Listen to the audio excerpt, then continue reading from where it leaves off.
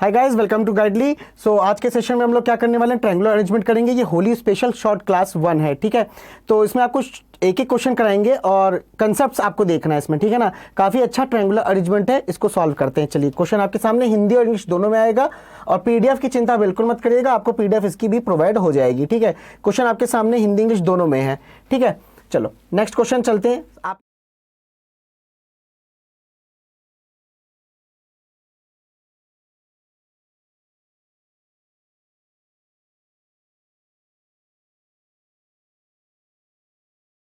देते हैं इसमें, अब इसको सॉल्व करते हैं। क्या बोला है, 6 persons MNOPQ are sitting around the circular table which is shape of triangular in such a way that 3 of them sits at the corner and other 3 of them sit in the middle of the each side।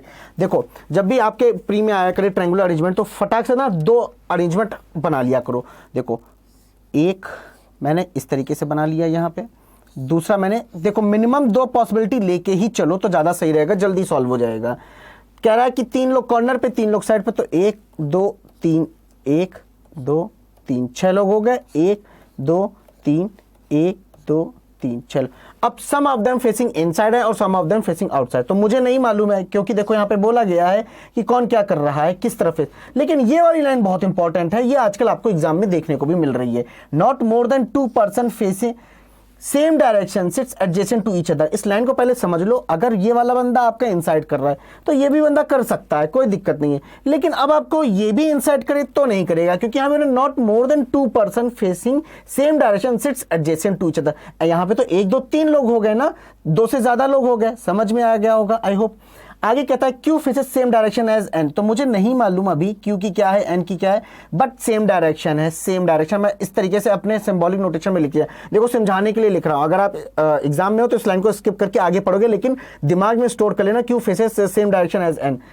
अब क्या करना है, मैं किस चीज की तलाश कर रहा हूं पूरे पजल में, मैं एक पर्टिकुलर फिक्स पोजीशन की बात करना चाहता हूं कि यहाँ पे किसी एक की मुझे फिक्स्ड लोकेशन मिल जाए कि ये वाला बंदा आपका कॉर्नर पे बैठा है या ये वाला बंदा आपका साइड पे बैठा है। फिर उसकी हम 2 डायरेक्शन करके, एक बार इनसाइड एक बार आउटसाइड करके इसको 2 पॉसिबिलिटी में कर लेंगे। लेकिन आगे देखो, R faces outside the table, मुझे नहीं मालूम अभी आर कहाँ है।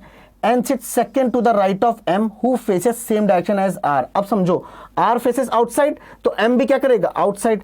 तो एम अगर आउटसाइड कर रहा है तो राइट साइड आपका इस तरफ से मैं लूंगा। कौन बैठ रहा है यहाँ पे, एन बैठ रहा है, समझ में आ गया होगा आई होप। अच्छा, मैं अपनी अंडरस्टैंडिंग के हिसाब से यहां लिख रहा हूं ऐसे, 1 person sits between Q and R, मुझे नहीं मालूम अभी, कुछ नहीं, आगे देखते हैं। N faces opposite direction of P, मुझे अभी ये भी नहीं मालूम कि एन क्या देख रहा है, पी क्या देख रहा है, आगे देखते हैं। O is not immediate neighbour of P, ठीक है, पी और ओ हम एक दूसरे के नेबर में नहीं बैठा लेंगे। अब समझो यहाँ पे क्या बोला, R sit second to the right of P who sit at the corner of the table. मिल गई एक पोजीशन, तो पी को मैंने कॉर्नर पे बैठा दिया दोनों जगह। अब एक बार मैंने पी को इनसाइड दिया, एक बार पी को मैंने आउटसाइड दिया। अभी मैंने एक लाइन पढ़ी थी पी और एन से रिलेटेड कि N faces opposite direction of P, तो यहां पे एन क्या देखेगा हमारा, इनसाइड की जगह क्या देखेगा, आउटसाइड देखेगा। और यहां एन क्या देखेगा मेरा, आउटसाइड की जगह क्या देखेगा, इनसाइड देखेगा। ठीक है कि नहीं, ठीक है। अच्छा, एन इनसाइड देख रहा है ना और एन आउटसाइड देख रहा है ना, तो क्यू भी तो सेम डायरेक्शन में होना चाहिए, मतलब कि क्यू भी मेरा आउटसाइड हो जाएगा, क्यू भी मेरा इनसाइड हो जाएगा। केस अलग अलग की बात समझना, यहाँ पे क्या बातें हो रही हैं। आगे कहता है both N and O facing same direction, मतलब Q equals to N equals to O, same direction हो गई कि नहीं हो गई।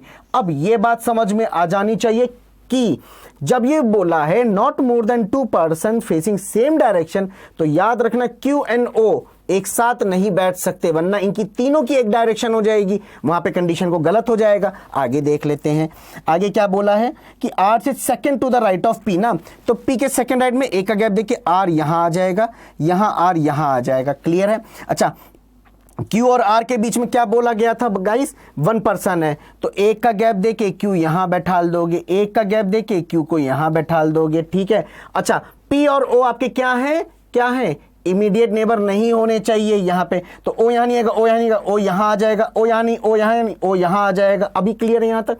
अच्छा, आगे बहुत है, M faces outside the centre, करेगा ही करेगा, और उसके सेकंड राइट में क्या बोला है, N sit second to the right of M who faces same direction as R। Okay, तो आप इसको ऐसे ना करो, इस तरीके से लिख दो, यहां ना लिखो। अच्छा, एक का गैप देखिए, N कर दो और इस तरीके से लिख दो सेकंड R, तो ज़्यादा सही रहेगा कि याद रहेगा कि m के सेकंड राइट में n है, ठीक है ना। तो अब तो m को अगर यहाँ रखेंगे फेसिंग आउटसाइड, सेकंड राइट में r नहीं लिख पाएंगे क्योंकि o है, ठीक है। तो m कहाँ जाएगा, m यहाँ चल जाएगा फेसिंग आउटसाइड, सेकंड राइट में r ये हो जाएगा। यहाँ देखो m यहाँ रखेंगे फेसिंग आउटसाइड, सेकंड राइट में r आ जाएगा। q n o एक साथ नहीं आने हैं, q n o, तो q n o आपका नहीं है, सॉरी आपने क्या किया यहाँ पे कि n है, n आएगा यहाँ पे n आएगा, यहाँ पे r नहीं, यहाँ पे q n o, यहाँ देखो n q o तीनों एक साइड आ रहे हैं, ये केस रिजेक्ट हो जाएगा। अच्छा यहाँ मैंने क्या लिखा था n इनसाइड, तो n इनसाइड करेगा, q इनसाइड करेगा तो q भी इनसाइड ही करेगा। अब आपका o और r का है, o और r, o का भी आपका सेम डायरेक्शन है तो आपका इनसाइड दिखेगा। r का क्या डायरेक्शन पता चल रहा है, r फेसेस आउटसाइड, तो r मेरा आउटसाइड देख रहा है। ये क्वेश्चन आपका सॉल्व हो जाएगा यहाँ पे, ठीक है, हो गया। अब देखो इसके ऊपर बेसिस पे क्वेश्चन, ये आपके सामने यही क्वेश्चन आया, मैच कर लो एक बार, ठीक है, सेम है। अब आगे देखो, which of the following combination is true, m outside कर रहा है, बिल्कुल p आउटसाइड कर रहा है, बिल्कुल r आउटसाइड कर रहा है, बिल्कुल n इनसाइड कर रहा है, n इनसाइड कर रहा है, तो हमारा तो सारे सही हैं। यहाँ पे हमसे पूछा है 4 of the following 5 are alike in certain way, 10 form a group, find one odd one which does not belong to the group. अच्छा p कॉर्नर पे है, देखो p मेरा कॉर्नर पे है, बिल्कुल है। m कॉर्नर पे है, नहीं m कॉर्नर पे नहीं है, लेकिन q कॉर्नर पे है, बिल्कुल q कॉर्नर पे है। n मिडल में है, n मिडल में नहीं, n मिडल में है बिल्कुल।